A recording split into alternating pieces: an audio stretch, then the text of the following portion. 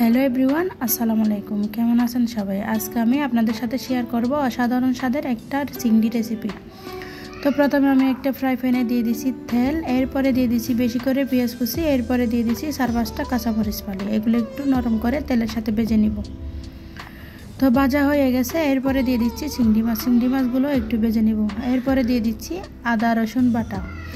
এগুলো একটু ভালো করে ভেজে নিব যাতে গন্ধটা চলে যায় আদা রসুনের। কাঁচামরিচটা আপনাদের পছন্দ অনুযায়ী দিবেন, যে যতটুকু ঝাল খান ততটুকুই দিবেন।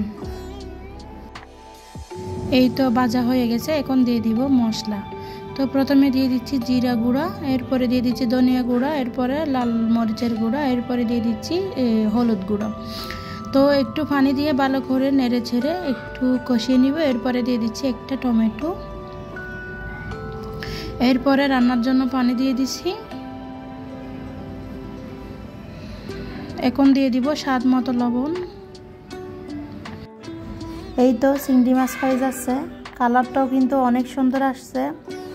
আমার বাচ্চারা তো খেয়ে অনেক খুশি, আসলেই অনেক মজা হয়েছিল। যারা চিংড়ি মাছ পছন্দ করেন এই রেসিপিটা একবার করে দেখবেন বাসায়, অনেক মজার হয়।